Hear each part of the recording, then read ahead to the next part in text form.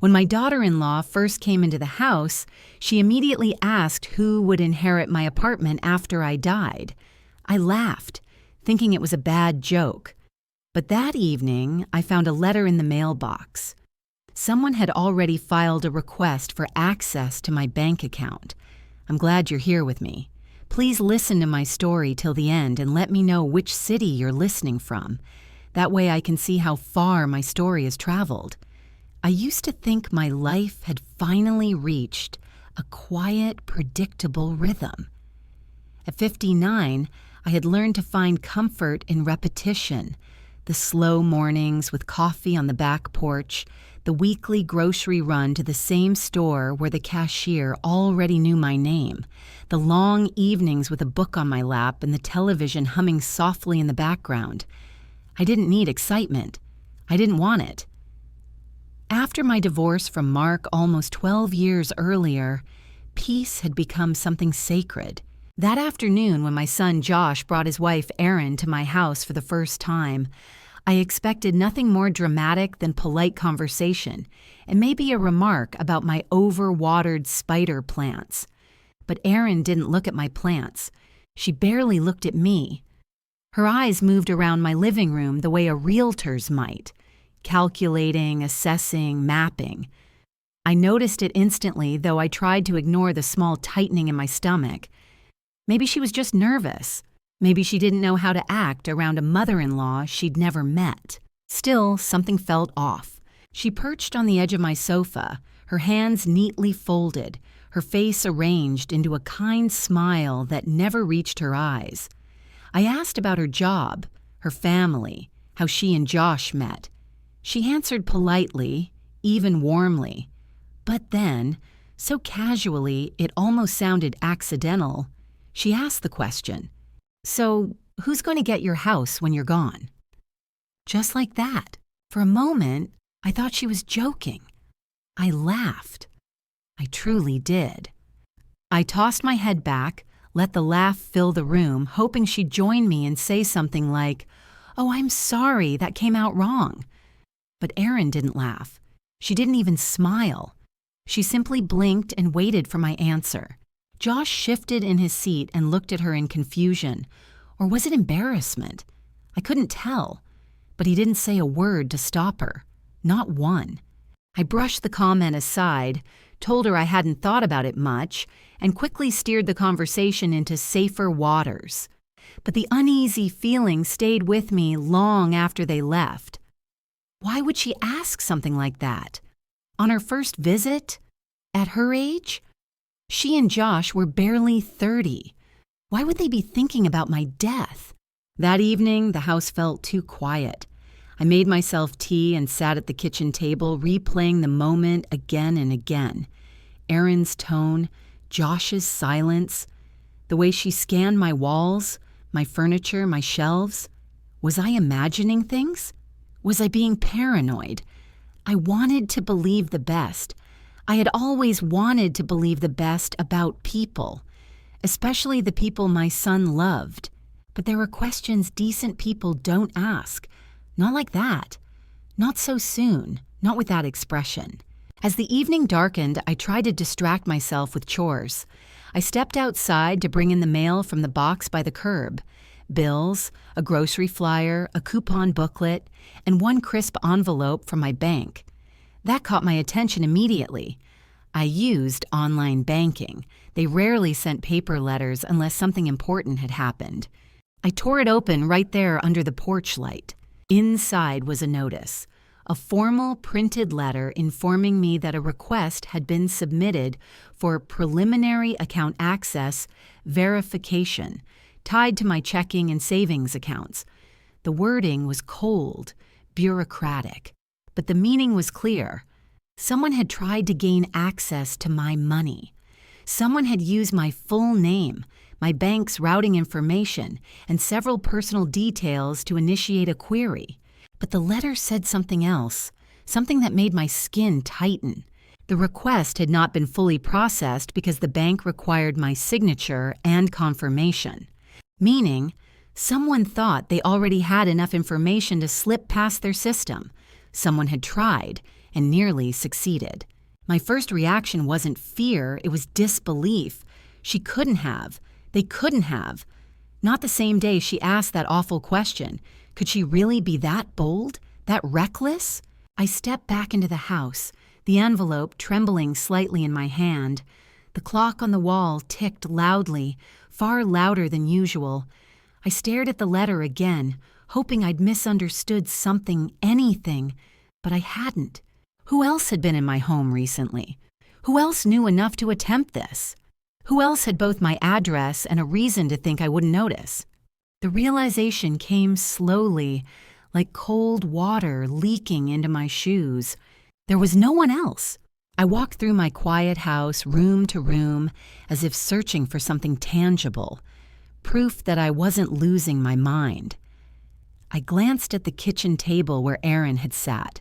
I could still see her hands folded neatly, her eyes scanning the room as if marking what would one day be hers. Had she gone through something while I stepped away to make coffee? My purse had been on the counter. My mail often sat in a little basket by the fridge. There were documents in the drawer by the hallway. Nothing valuable, but enough to piece together details. The back of my neck prickled. I picked up the phone and nearly dialed Josh, but stopped. What would I even say? Your wife tried to access my bank accounts? He would deny it. He would defend her, or worse, he would know. I set the phone down and stood there, breathing slowly, letting the silence settle over me. I felt something shift inside, something small but unmistakable. It wasn't fear, not yet. It was awareness. A line had been crossed. A door had been opened. Someone had stepped inside my life without permission, and I realized I couldn't pretend. It wasn't a harmless question. It wasn't a joke. Something had begun, and I needed to be ready. I didn't sleep that night. I lay in bed staring at the ceiling, the bank letter resting on my nightstand like a silent witness. Every time I closed my eyes, I saw Erin's face. Calm, composed, almost patient, as if she were waiting for something, as if she already believed the outcome was guaranteed. Why would she think that? Why would she assume I wouldn't fight back? The next morning, I walked through the house as though it belonged to someone else. I looked at every drawer, every envelope, every misplaced item with a new sense of suspicion. Had I really been so careless? Had I made it that easy? I checked my files in the hallway cabinet. Nothing looked obviously disturbed, yet it felt as though someone had exhaled over the pages. My birth certificate, old insurance statements, a copy of my mortgage from years ago.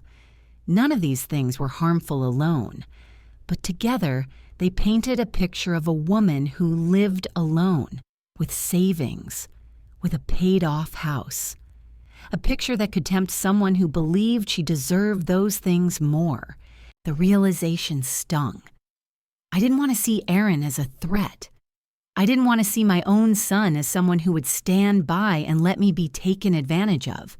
But the truth sat in front of me in black ink and bureaucratic language.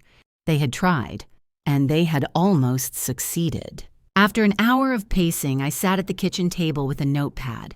I forced myself to list very plainly what I could lose. The house, my savings, my independence, my peace. Seeing those words on paper made my chest tighten. I wasn't young. I wasn't fragile either. But still, how many women my age ended up financially ruined because they trusted the wrong people? How many were pushed into assisted living facilities by family members who wanted a property sold off quickly? I wasn't going to be one of them. I couldn't. But what could I actually do? For a moment, I considered ignoring the incident, maybe even pretending I never saw the letter. But that idea evaporated as soon as it formed. That's exactly what someone like Erin would want. Silence. Passivity. A peaceful victim. I tore the page from the notepad, crumpled it, and started a new one. What I can control. My documents, my accounts, Who has access to my home? Who receives information from me? How I respond to Josh and Aaron? Whether I confront them? Whether I prepare legally? Legal. The word stuck to me like a burr. I had never dealt with lawyers beyond signing divorce papers years ago. But maybe that was the next step. If Erin was bold enough to attempt access once, she would try again. People like her didn't quit at the first no. They hunted for loopholes. The thought frightened me more than I wanted to admit. I poured myself a cup of coffee, sat down in the living room, and tried to breathe. The morning sunlight streamed through the blinds, soft and warm, but I felt cold inside. I kept asking myself the same question over and over. When did my own home stop feeling safe? I could still hear Erin's question echoing through the room. Who's going to get your house when you're gone? It wasn't just morbid curiosity. It was intent, purpose, timing. She wanted to see my reaction. She wanted to know how alert I was. She wanted to test the waters. And I, foolishly, had laughed. The humiliation of that settled deep under my skin. My own naivete disgusted me. But disgust could be useful. It could sharpen a person.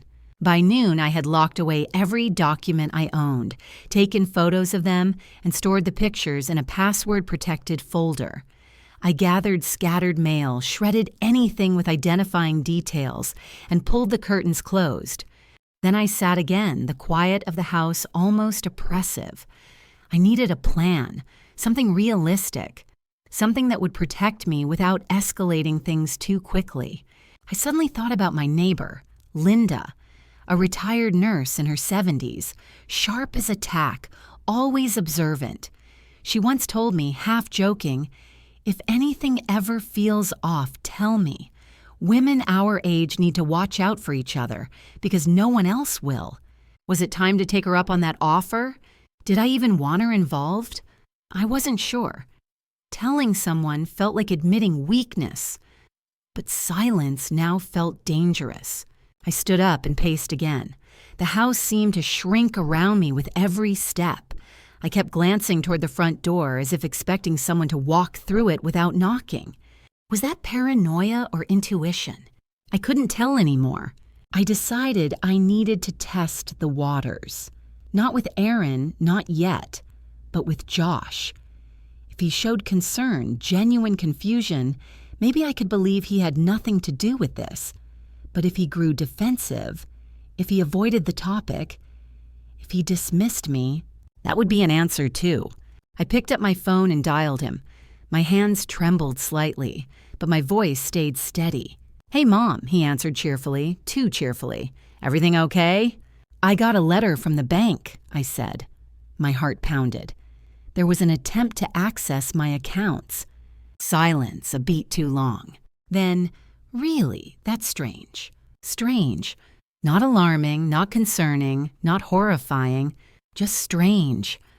My throat tightened. "I can't think of anyone who would have done that," he added. "Did you maybe click something online? You know how scams are." "Josh," I said quietly, "it wasn't a scam.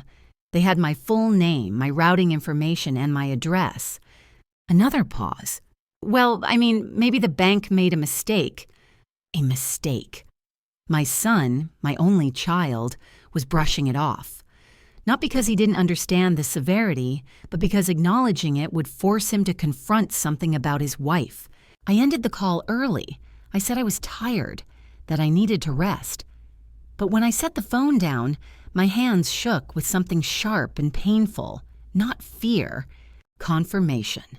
He knew more than he admitted, or at the very least he suspected. I sat down at the kitchen table again and opened my notebook to a fresh page. At the top, I wrote in large, steady letters. Step 1, legal protection. Step 2, control access. Step 3, document everything. It wasn't a perfect plan, but it was something. If they were preparing to circle me like vultures, I wasn't going to stand here waiting. I was going to fortify myself. I woke the next morning with a kind of cold clarity I hadn't felt in years. Fear was still there, sitting under my ribs like a stone, but something else had joined it. A steady, deliberate resolve. If I kept pretending nothing was wrong, I would lose control of my life long before anything legally changed hands. I wasn't going to allow that. I made myself a simple breakfast, though I barely touched it, and sat at the dining table with my laptop. The house felt too quiet again. I kept glancing at the front door, half expecting a knock, but no one came. Not yet. By 9 a.m., I had already typed elder law attorney near me into the search bar. The phrase itself felt humiliating. Elder law. I didn't feel elderly. I felt capable, aware, present. But the truth was simple. People like Aaron saw me as aging, soft, manageable. I wasn't. After scrolling for a few minutes, I found a firm with excellent reviews, Collins and Hartwell Associates, experienced with estate protection, durable powers of attorney, property disputes. I dialed their number before I could talk myself into waiting another day. The receptionist sounded kind, professional. When I explained what had happened, she didn't brush me off. She didn't laugh. She simply said, "This is more common than people realize. Can you come in this afternoon?" My heart thudded. "Yes," I said. "Of course, I'll be there." I hung up and leaned back in my chair, exhaling slowly. It felt like the first real breath I'd taken since the letter arrived. The drive to the attorney's office felt surreal. The sky was bright, crisp. The traffic moved lazily. Everything looked normal, ordinary. But inside me, a storm was still building. I kept replaying my call with Josh. His tone, his dismissive shrug of responsibility. Why had he been so quick to brush it off? Why hadn't he asked to see the letter? Did he already know what Aaron was doing? The thought made my throat tighten. When I stepped into the law office, the cold air smelled faintly of lemon furniture polish. A woman led me to a small meeting room with a wooden table and a box of tissues in the corner. An unsettling detail. How many people sat in this chair feeling frightened, betrayed, unsure whom they could trust? A few minutes later, a man in his 60s walked in. Gray hair, calm eyes, steady handshake. "Ms. Turner, I'm David Hartwell. Please sit." I sat. "Tell me what happened," he said gently. So I did. Every word. Aaron's question, the bank letter, Josh's reaction, my suspicions, my fear. He didn't interrupt. He didn't raise an eyebrow. He simply took notes and nodded occasionally. When I finished, my voice had gone tight and thin. He folded his hands. "I'll tell you something frankly. People often underestimate how early financial exploitation begins. It starts small. Questions, observations, subtle boundary testing. Then they escalate.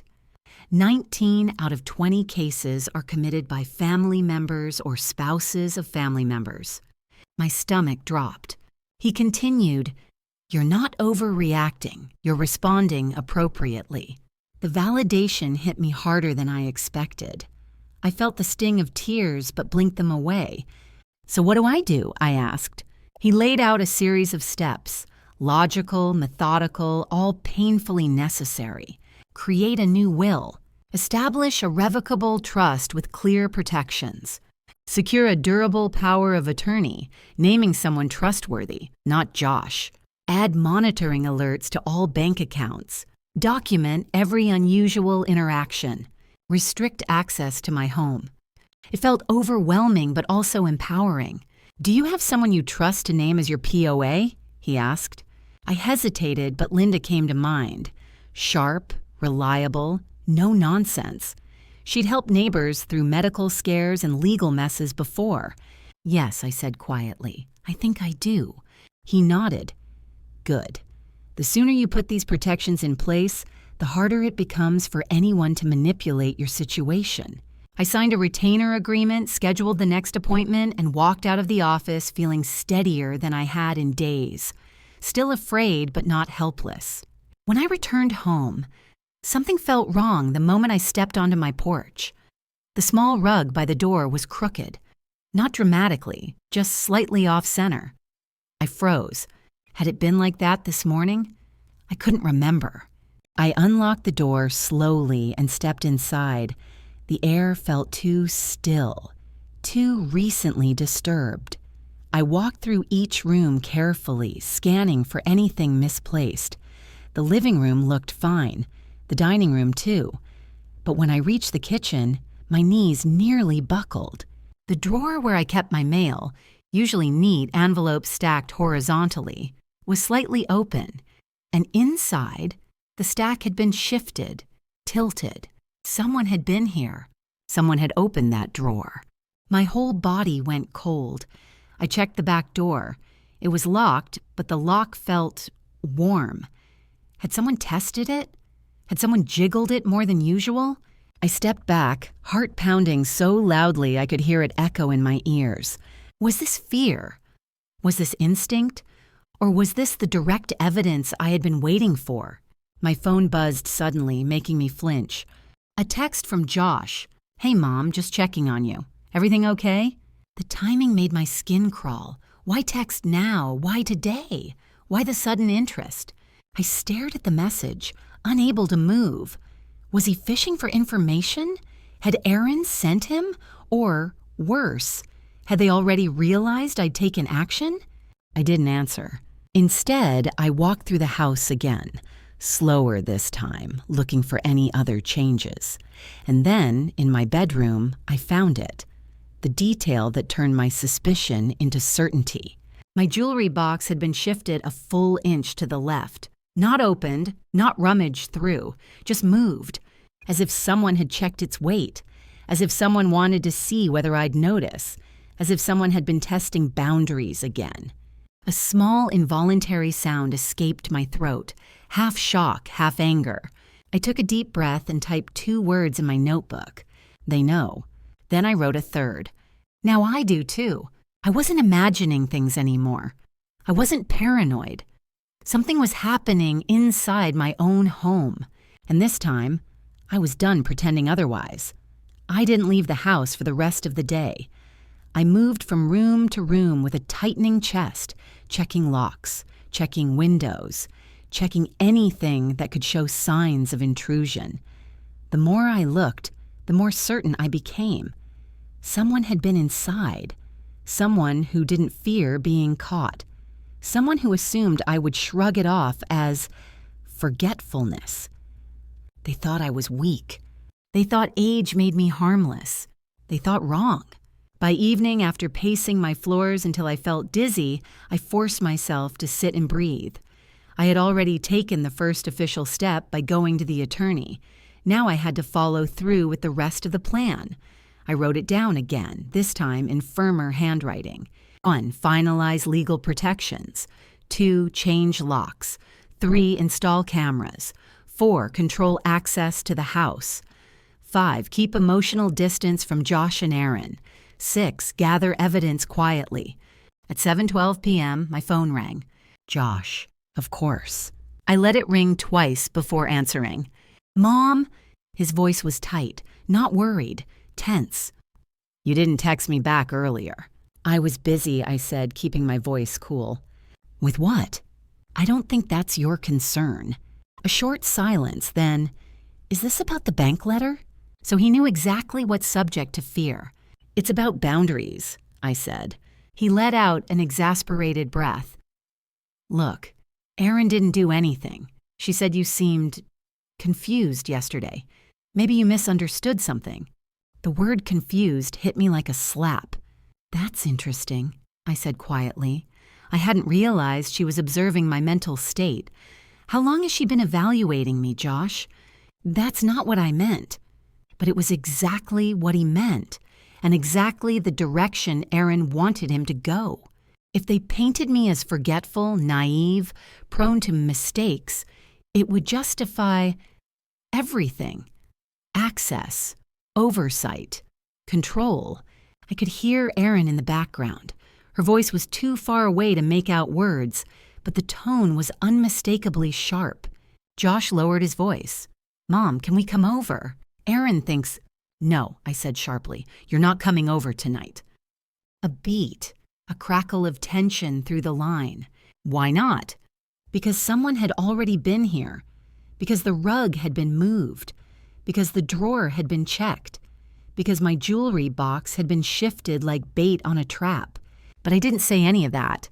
Because I'm tired, I answered simply, and I'm setting a boundary.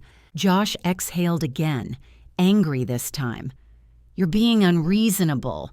No, I said, I'm being cautious. Erin's voice rose in the background. Josh snapped something back at her.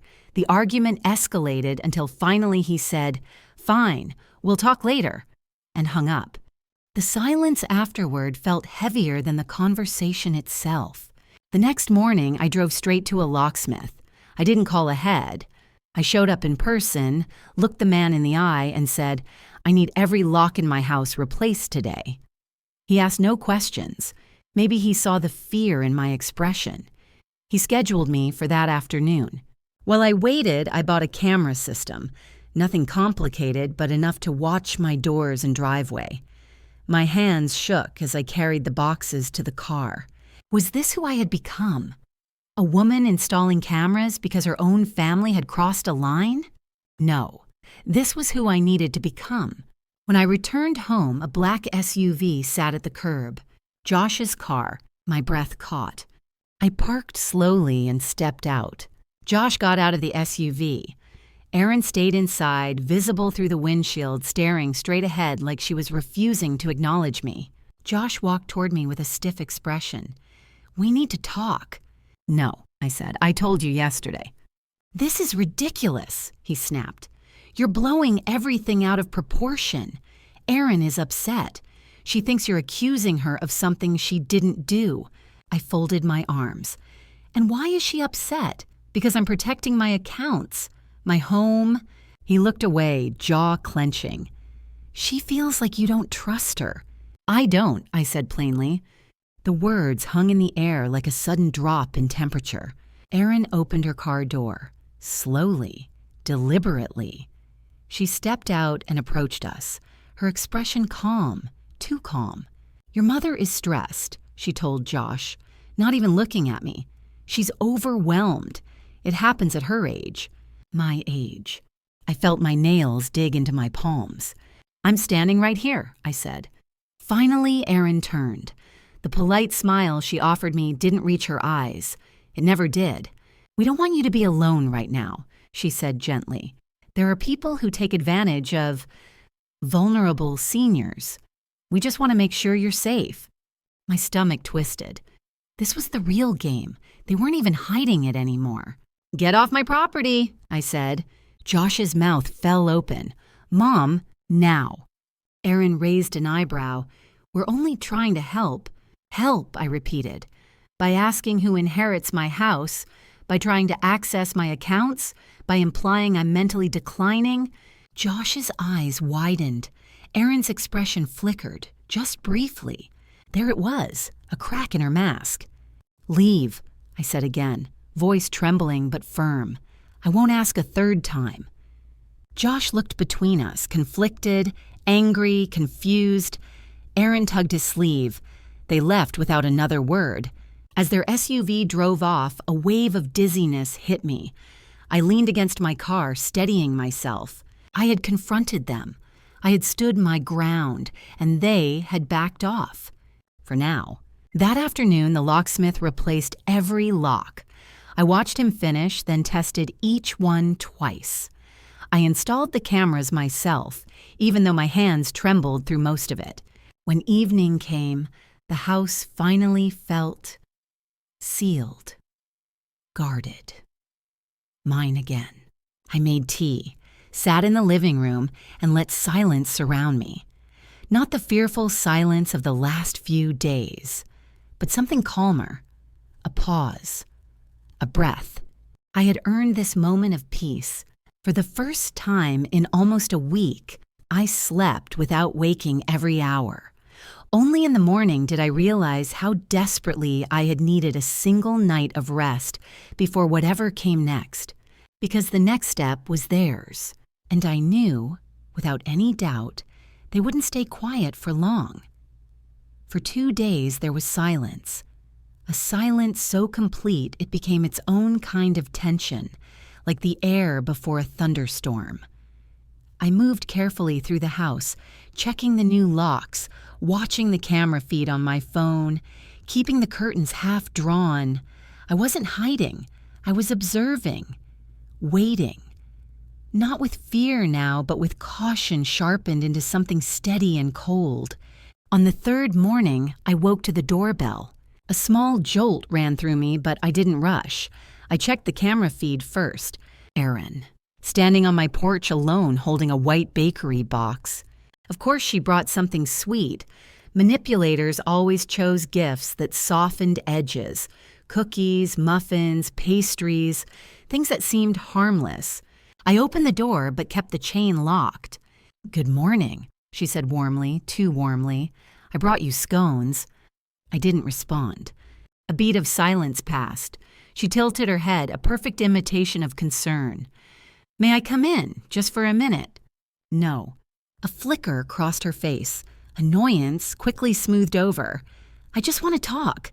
Then talk from there. She exhaled through her nose, a quiet, delicate sigh meant to imply patience. "I think we started off badly. I shouldn't have asked about your house like that." "It was insensitive. It was calculated," I corrected her. That pause, half a second, was the closest she had ever come to dropping her mask. Then the smile snapped back into place. "You misread things. A lot has been going on. Josh told me you were stressed lately." There it was again. That word. Stressed. Soon it would evolve into forgetful, then confused, then incapable. "I'm fine," I said flatly. "Well," she continued, "even if you're upset with us, we still care. We're family. We're supposed to help each other." I almost laughed. It came out as a cold smirk. "Help," I repeated. "Is that what you call it?" Her fingers tightened slightly on the bakery box. "You're making this difficult. And you're not being honest." Another flash in her eyes. I let the silence stretch. People like Erin couldn't tolerate dead air. They needed control of the narrative, of the emotional temperature. She shifted her weight, attempted a softer tone. "You know," she said gently, "Josh worries about you. He thinks you're isolating yourself, that maybe the stress is too much for you to handle alone." Ah, so this was the strategy. Not hostility, soft pressure. Make me doubt myself, make me appear fragile, make me accept their support. "I'm not alone," I said. Her brows rose. "Oh, with whom?" "Someone trustworthy." The smallest tremor of irritation crossed her face before she forced it away. "Look, we want to start over. Fresh. Josh wants that too. So let's stop this back and forth, okay? We're not starting over." Her jaw tightened. I closed the door gently, but firmly, right in front of her. Through the camera, I watched her walk down the porch steps, her posture stiffening with every step. She tossed the bakery box into the passenger seat before driving away fast, the tires spitting gravel. The mask was cracking, and she knew I'd seen it. Later that afternoon, I decided I couldn't keep everything to myself anymore. Isolation wasn't strength, not when dealing with people who twisted reality. I needed one person, just one, who would look me in the eye and believe me.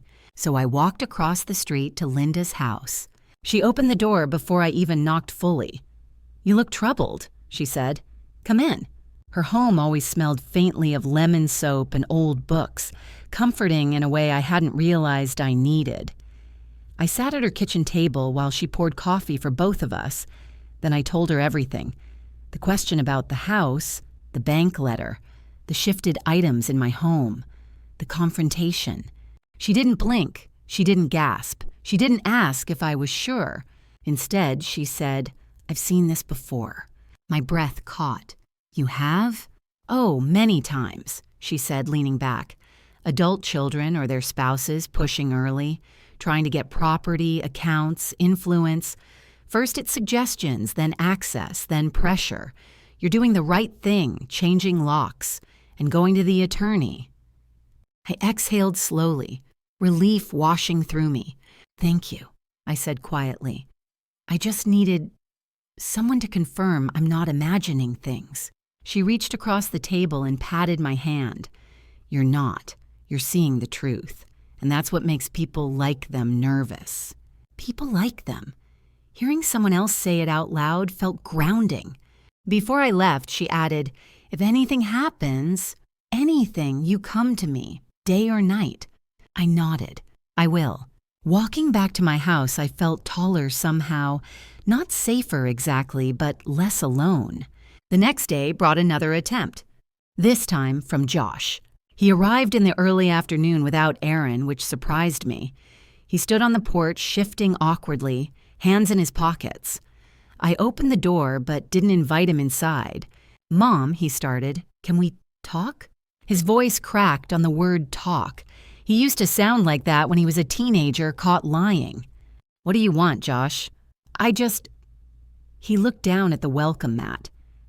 I don't like how things ended last time. Erin said some things she shouldn't have.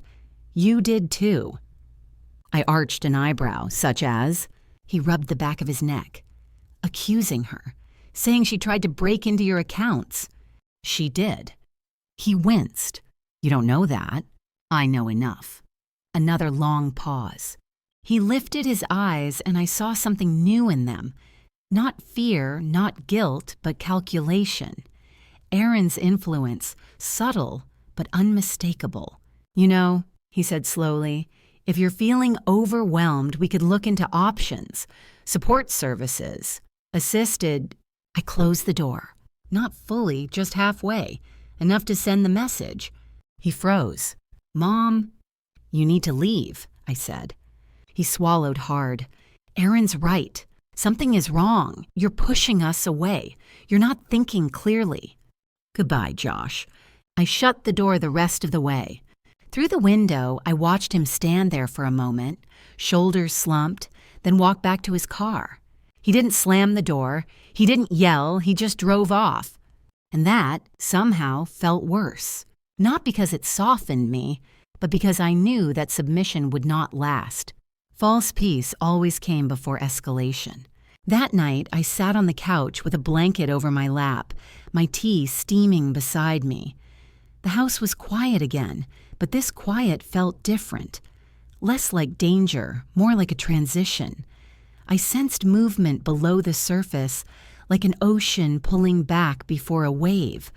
They had tried pressure. They had tried guilt. They had tried kindness.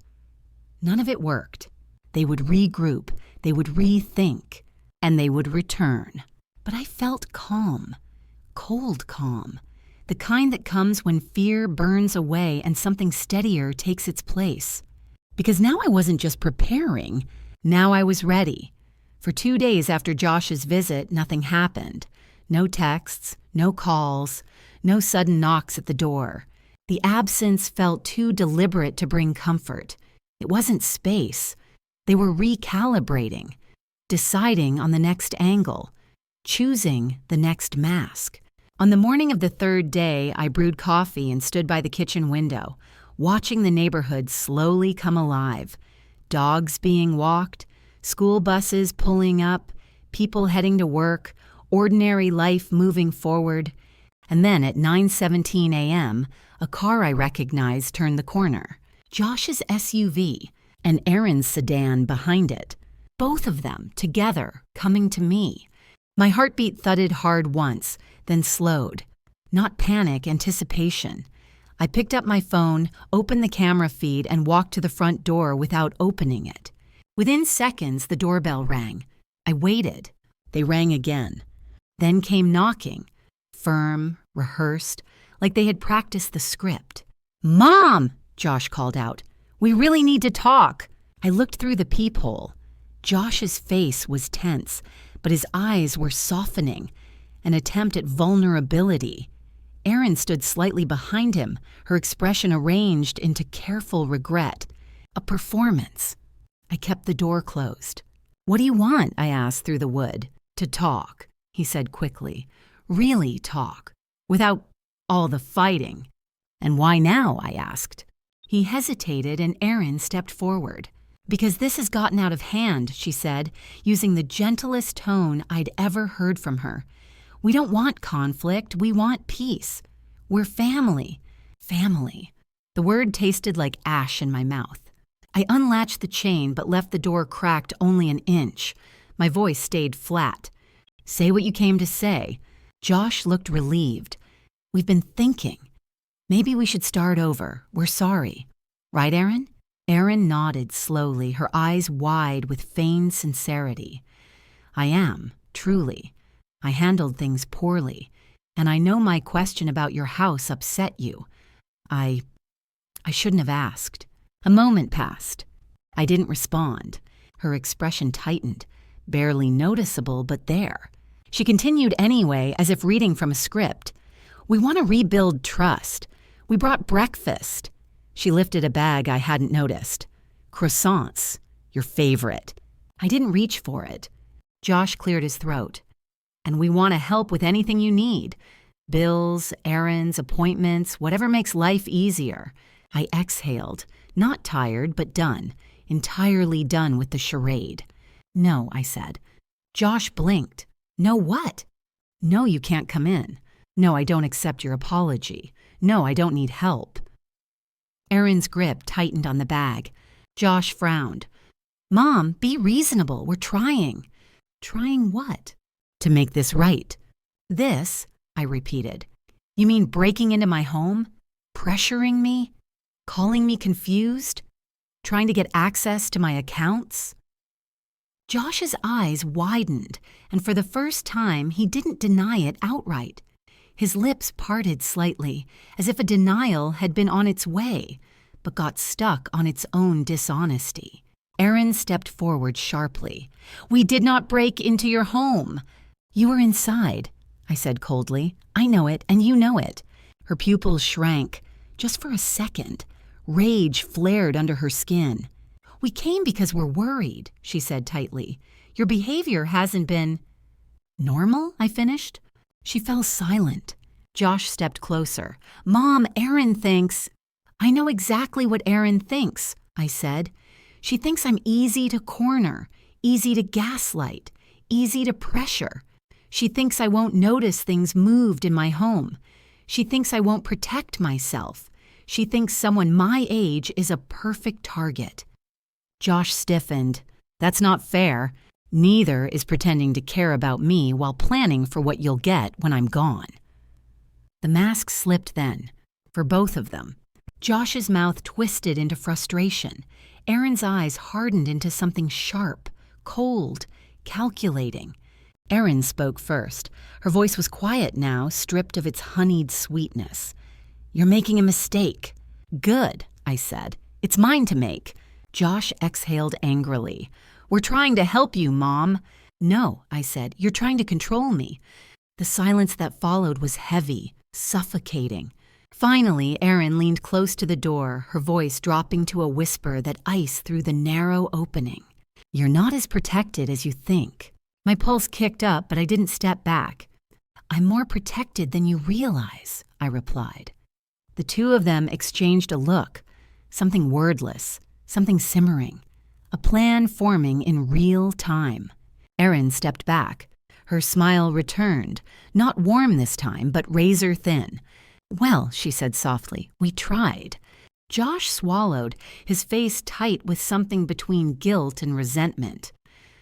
We'll talk later, he muttered. No, I said again, we won't. They walked away, not fast, not slow, deliberate. I closed the door and locked every new bolt. My legs trembled only slightly, not from fear, but from adrenaline, the kind that precedes clarity. They showed their hand, they revealed their intent, and they were furious I didn't fold. I walked to the kitchen, poured myself water, and sat at the table. My breath came steady, my thoughts sharper than ever. This wasn't a misunderstanding. This wasn't miscommunication. This was a battle for control, and I had just denied them what they least expected, a boundary so firm it rattled them. After 10 minutes, I texted Linda. They came, tried to reconcile. It wasn't real. She responded immediately. I'm home all day. If you need anything, come over. Support, real support, not the kind wrapped in manipulation and forced concern. I glanced around my house. The sunlight filtered in softly, touching the edges of the furniture, warming the wooden floor. Despite the tension, this space still felt like mine. I wasn't afraid of them anymore, because fear is only useful until it becomes resolve. And resolve was settling into me now like steel cooling into its final shape. Whatever they planned next, I would be ready. For the rest of that day, I moved through my house with a clarity that felt almost unnerving. Not frantic, not afraid. I checked the windows, tested the locks, reviewed the camera feed. Every corner of my home felt like a stage awaiting its final scene, because that's what was coming. The shift in Josh and Erin's behavior had been too abrupt, too synchronized. Their silence now meant one thing. They were regrouping, choosing a stronger method. And after Erin's last words at my door, I knew their next move wouldn't involve pastry boxes or apologies. It would be something larger, something bolder, something they believed would corner me completely. I spent the evening preparing for whatever form that escalation would take. At 8 p.m., I received a text from an unknown number. "We need to discuss your well-being. Please call back." A number tied to a local social services office. My blood chilled, not from fear, but from understanding. They were testing the ground, setting the stage, trying to paint a picture of me as unstable, isolated, incapable. That was their next angle. My phone buzzed again, this time with a voicemail from the same number. A woman's voice, professional, concerned. "We received an anonymous call about a senior resident who may need assistance. Please contact us." Anonymous. They didn't even bother pretending. I didn't call back. Instead, I wrote a short email to my attorney documenting everything. Word for word, time-stamped. Every attempt mattered now. The next morning, I walked outside at 7 a.m. to bring in the trash bin and froze. Josh and Erin's SUV sat parked at the end of my driveway. Engine off. Windows fogged lightly. They had been there a while. My throat tightened, but not in fear, no. It was anger now. Pure, cold, cleansing anger.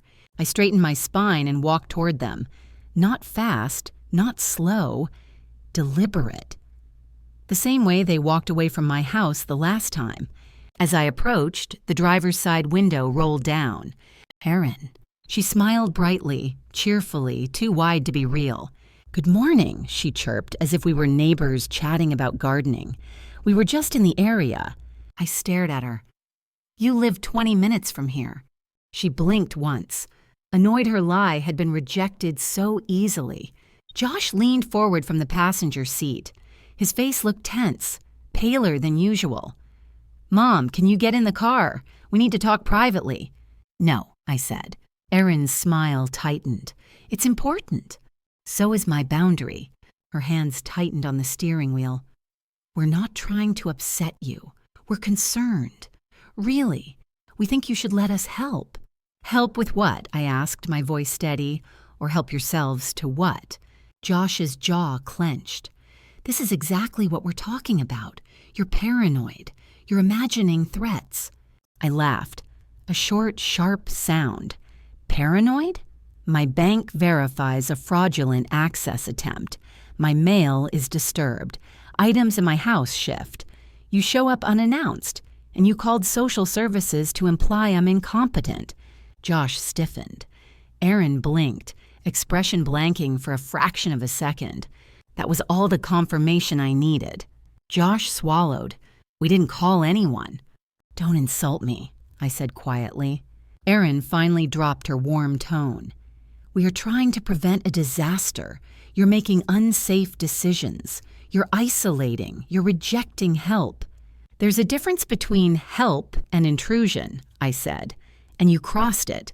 She leaned closer, her voice lowering. "You can't keep us out forever." I crouched slightly so my eyes met hers through the car window. "Yes," I said softly, "I can. Her mask cracked then, fully, no smile, no kindness, just raw frustration. "You're making this ugly," she hissed. "It already is." Josh rubbed his forehead, whispering, "Please don't escalate this. Erin thinks, I interrupted, that if she pushes hard enough, I'll fold. She thinks if she paints me as unstable, she can manage my affairs. She thinks you're her weapon, and she thinks I haven't noticed." He froze. I stepped back, straightened, and pointed toward the street. "Leave now." For a moment, no one moved. Erin's eyes flicked to Josh's. She was urging him, silently, to push harder. Make one more attempt, one more plea, one more manipulation. He didn't, because deep down he knew I could see everything now. All of it. Every angle. Every trick. Finally, Erin started the engine. Her expression was carved in fury. "You're going to regret this," she said. "Not as much as you will," I answered. She accelerated down the street without another word. I stood there long after the SUV disappeared, the morning air cool against my skin.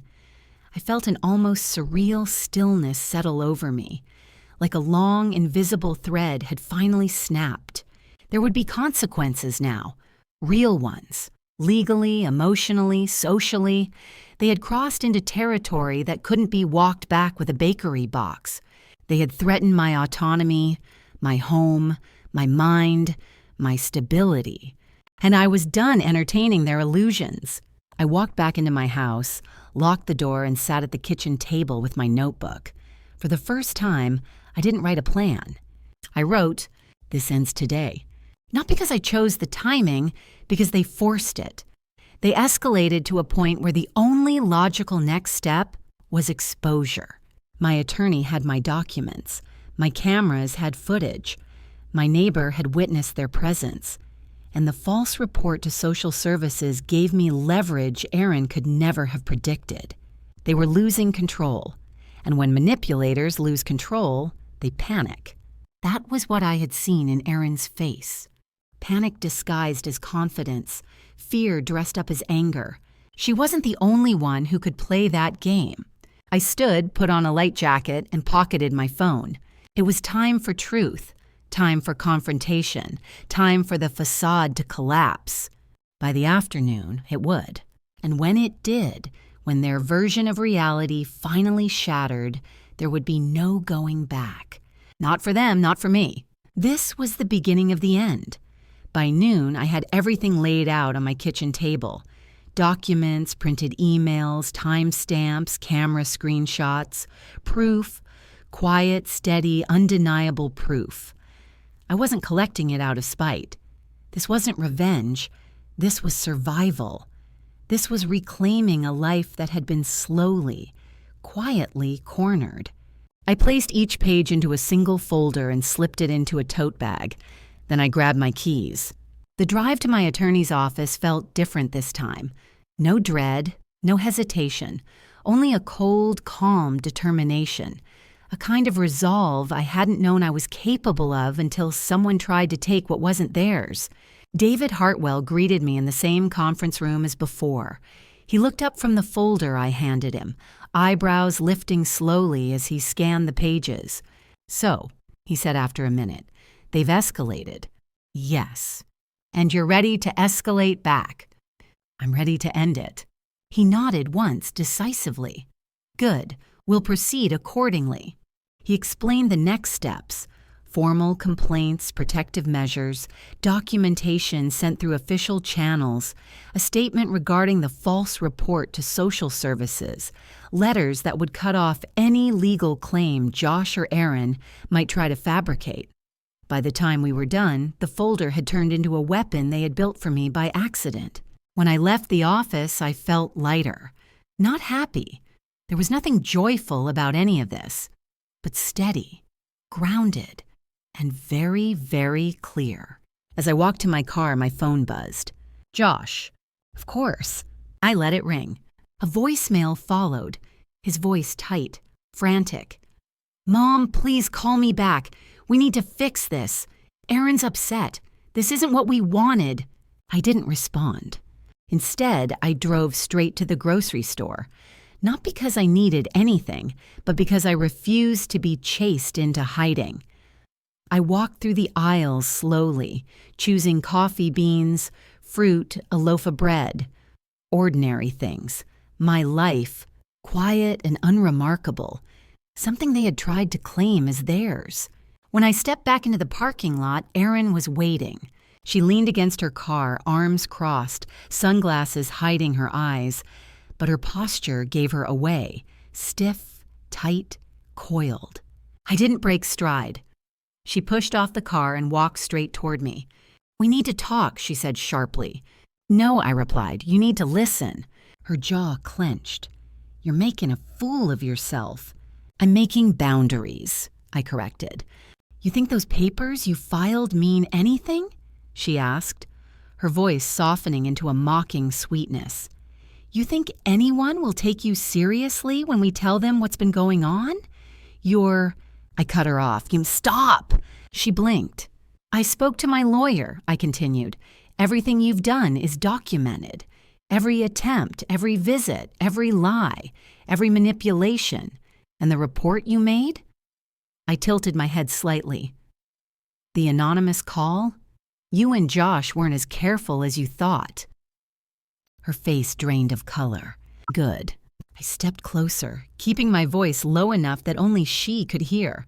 "You tried to paint me as unstable. You tried to get into my home. You tried to access my accounts. And then you tried to set the stage for taking control of my life. That ends now." Her lips parted, but nothing came out. "And here's the best part," I said. "Your attempt to weaponize social services, it gives me leverage, real leverage. Enough to ensure you and Josh won't have any legal access to me. Not now. Not ever." Her fingers curled into fists at her sides. "You're overreacting," she managed. "Am I?" I pulled a folded letter from my bag and held it up just enough for her to see the letterhead. Her eyes widened. Recognition, shock, fear. "This," I said calmly, "is notification that all my estate documents have been updated. And you, Erin, you will never touch a cent of my property. Not now, not after I'm gone." Her breathing hitched sharply. "Josh won't stand for this." "Josh," I said, "is welcome to choose his marriage, but he will not choose my life, my assets, or my autonomy." She stepped forward, furious now. "You're destroying our family." "No," I said, "you did that yourself." For the first time since I met her, the mask didn't crack. It shattered. Her face twisted with something raw and ugly. "You think you've won," she hissed. "I already have," I said quietly, "and I didn't even have to lie to do it." She let out a shaky breath, turned abruptly, and walked back to her car in stiff, jerking movements. She slammed the door hard enough for the sound to echo across the parking lot. I stood there for a moment, letting the reality settle. This was the irreversible break, the moment everything tilted, fully and finally to my side. Later that afternoon, Josh called again, then again, and again. 12 calls in total. I didn't pick up. The 13th attempt came as a text. "What did you do? Erin is losing it. Please call me." I didn't answer. Instead, the truth was simple. They had underestimated me. They thought age meant weakness. They thought politeness could be exploited. They thought vulnerability was inevitable. They were wrong. I was not the fragile woman they'd hoped to corner. I had taken every piece of their manipulation, every threat, every subtle intrusion, and I had turned it into the very evidence that would dismantle their plans. The day settled into evening, birds quieted, the shadows stretched longer across the yard, and for the first time in weeks I felt safe, completely, wholly safe. Not because they were gone, but because I was no longer afraid of what they could do. The stage had shifted, the power had shifted, the truth was out, and now all that remained was the fallout they had created for themselves. In the days that followed, my house grew quieter, not with dread, but with relief, a deep, settling stillness that felt earned. The cameras stayed on, the doors stayed locked, the legal protections stayed in place, but my body stopped tensing at every sound. I moved through my kitchen with ease again. I brewed coffee without glancing over my shoulder. I slept through the night. My life, piece by piece, was returning to me. The only reminders of the storm behind me were the missed calls from Josh, calls I no longer felt obligated to answer. The voicemails became frantic, then angry, then oddly resigned. Erin never called. She had too much pride for that, but she lingered at the edges of his messages, a shadow behind every sentence. By the end of the first week, the calls thinned. By the end of the second, they stopped entirely. I thought I would feel loss. I didn't. I felt cleaner. Some people exit your life like a wound finally closing. My attorney called on a Wednesday morning. His tone was steady, almost satisfied. "It's done," he said. "Everything has been filed, notarized, and entered into the system. Your trust is locked. Your power of attorney is secured. And the formal report documenting the attempted interference has been submitted." "Will they be notified?" I asked. "Yes, and not gently." I exhaled slowly. "Good. They won't have any legal pathway to your assets," he added. "Not unless you invite them back in." I closed my eyes. "I won't. I didn't think you would." After we hung up, I stepped out onto the porch. The air smelled like early spring, fresh soil, faint sweetness from the neighbor's blooming tree. Life moving forward. I wrapped my sweater around my shoulders and simply stood there breathing. For the first time in months, I didn't feel watched. I didn't feel judged. I didn't feel hunted. I felt free. A few days later, Linda invited me over for dinner. Her table was always warm and cluttered with mismatched dishes, but that night it felt particularly comforting.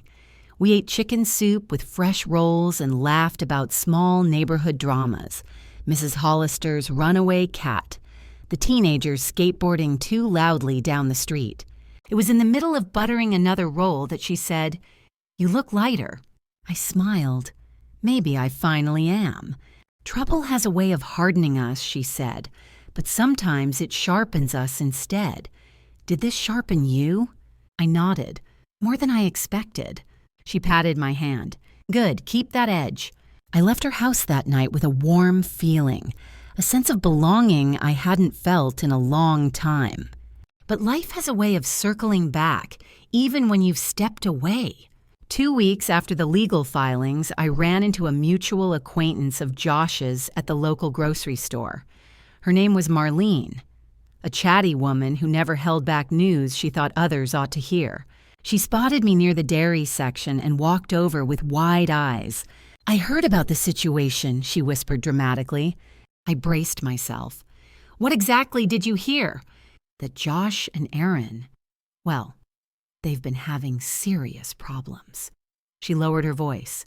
"Money problems, job problems, marriage problems." I raised an eyebrow. "All at once?" "Oh, yes." She nodded eagerly. "Erin lost her job, something about unprofessional conduct. She told people it was a misunderstanding, but—" Marlene pressed her lips together. "There were complaints, several." I remained silent. "And Josh?" Marlene continued. "He's been missing work, leaving early, showing up late. He looks awful, like he hasn't slept in weeks." I bit the inside of my cheek to keep my expression calm. "That's unfortunate," I said softly. "Unfortunate?" She laughed nervously. "It's a mess. They're arguing everywhere. People hear them. It's sad. Sad? Maybe, but also inevitable. Pressure had been the glue holding them together. And when I stepped out of their grip, they turned the pressure inward. Manipulators always eat themselves when they run out of victims. I wished no one harm, but some consequences were earned. That evening, as I sat on my back porch with a book in my lap, I heard the soft chime of my phone. A text from Josh. Just 2 words. I'm sorry. Not a paragraph, not a manipulation, not a plea. A simple apology.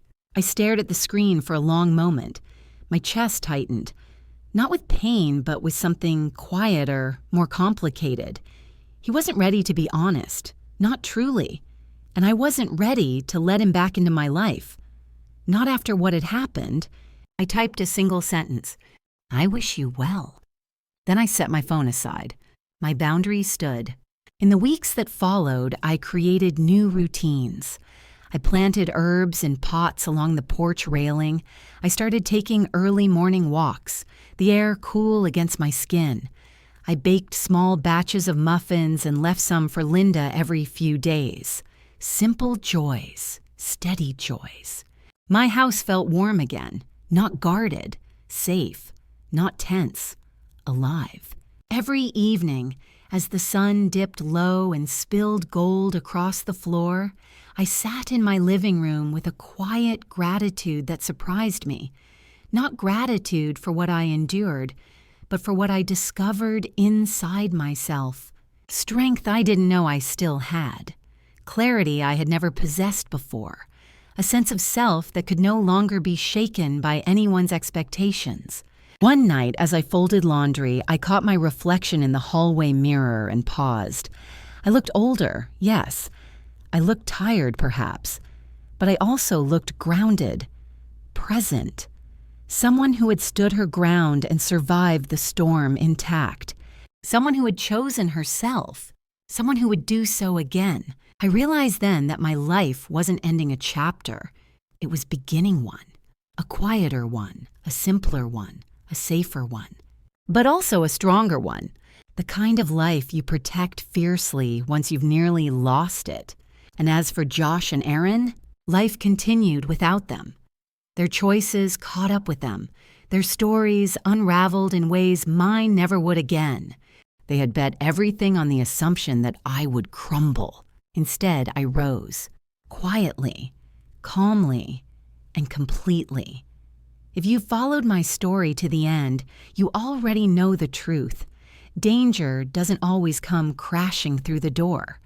Sometimes it smiles at your table, offers you pastries, calls itself family. I survived because I listened to the whispers. Those small instincts we're taught to ignore. Now I ask you, what would you have done in my place? Would you have trusted your fear? Stood your ground? Locked the door? Tell me in the comments. Share your story.